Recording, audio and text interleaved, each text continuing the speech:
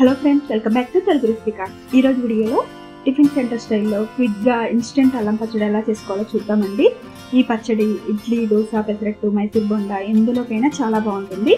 తప్పకుండా ట్రై చేసి చూడండి, మీ అందరికి కూడా చాలా బాగా నచ్చుతుంది. ముందుగా దీనికోసం 75 గ్రాముల అల్లం తీసుకున్నాను. ఈ అల్లాన్ని పైన ఉన్న స్కిన్ అంతా కూడా పీల్ చేసుకొని బాగా వాష్ చేసుకొని చిన్న చిన్న ముక్కలుగా కట్ చేసి పెట్టుకోవాలి. అలాగే 5 లేదా 6 చింతపండు రెక్కలు తీసుకోవాలి. గ్రాముల్లో చెప్పాలంటే 15 గ్రాముల వరకు తీసుకోవాలి.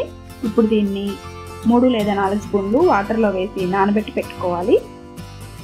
అలాగే పచ్చిమిరపకాయలు పెద్దవైతే 5 నుంచి 6 వరకు సరిపోతాయి, చిన్నవైతే ఒక 10 తీసుకోవాలి. అలాగే 3 స్పూన్లు బెల్లాన్ని ఇలా సన్నగా తరిమి పెట్టుకున్నాను. ఇప్పుడు ప్రాసెస్ చూద్దాము. ముందుగా ప్యాన్లో 2 స్పూన్ల ఆయిల్ వేసుకొని బాగా హీట్ చేసుకోవాలి. ఆయిల్ కొంచెం హీట్ అయిన తర్వాత 2 స్పూన్లు మినప్పప్పు వేసి ఫ్రై చేసుకున్నాము.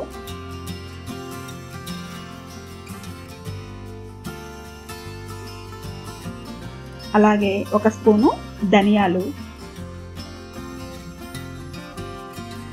1 స్పూను జీలకర్ర, 1 స్పూను ఆవాలు కూడా వేసుకొని ఇలా లైట్ బ్రౌన్ కలర్ వచ్చే వరకు ఫ్రై చేసుకోవాలి. ఇలా ఫ్రై అయిన తర్వాత పచ్చిమిరపకాయలు అలాగే సన్నగా తరిగి పెట్టుకున్న అల్లం ముక్కలు కూడా వేసి అల్లం ముక్కలు ఇవన్నీ కూడా ఒక 5 నిమిషాల పాటు లో ఫ్లేమ్లో పెట్టుకొని ఇలానే ఫ్రై చేసుకోవాలి.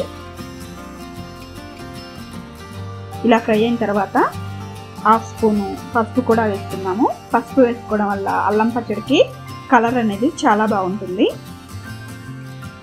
ఇది కూడా వేసుకున్న తర్వాత ఒక్కసారి బాగా మిక్స్ చేసుకొని మనం ముందుగా చేసి పెట్టుకున్న చింతపండు అది కూడా వేసుకున్నాము. చింతపండుని ఇలా రెక్కలతోనే వేసుకోవాలి. చింతపండులో ఉన్న వాటర్ అంతా కూడా మొత్తం ఎవాపరేట్ అయిపోయే వరకు ఇది మొత్తం కూడా ఇలానే ఫ్రై చేసుకోవాలి. చూడండి, మనకి వాటర్ అంతా కూడా అబ్జర్వ్ చేసుకుంది. ఈ స్టేజ్లో స్టవ్ ఆఫ్ చేసుకొని చల్లారిన తర్వాత ఒక మిక్సీ జార్లోకి ఈ మిక్చర్ అంతా కూడా తీసుకోవాలి. ఇప్పుడు ఇందులో 1 స్పూను ఉప్పు అలాగే బెల్లం కూడా వేసుకున్నాము.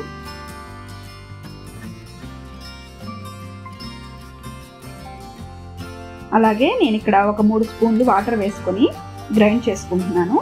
మీరు మీ కన్సిస్టెన్సీకి సరిపడా వాటర్ యాడ్ చేసుకోవచ్చు.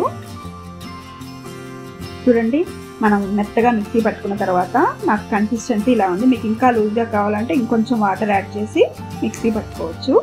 అంతేనండి, ఎంతో టేస్టీగా ఉండే అల్లం పచ్చడి రెడీ అయింది. ఈ అల్లం పచ్చడి మనకి 7 నుంచి 10 రోజుల వరకు స్టోర్ చేసుకోవచ్చు. మరి మీరు కూడా ట్రై చేసి మీకు ఎలా వచ్చిందో నాకు కామెంట్ సెక్షన్లో తప్పకుండా షేర్ చేసుకోండి. మీకు కనుక ఈ వీడియో నచ్చినట్లయితే ప్లీజ్ లైక్ చేయండి. అలాగే మీ ఫ్రెండ్స్కి రిలేటివ్స్కి కూడా షేర్ చేయండి. మరిన్ని వీడియోస్ కోసం తెలుగు రెసిపీ కార్డ్ ఛానల్ని సబ్స్క్రైబ్ చేయండి. Thanks for watching.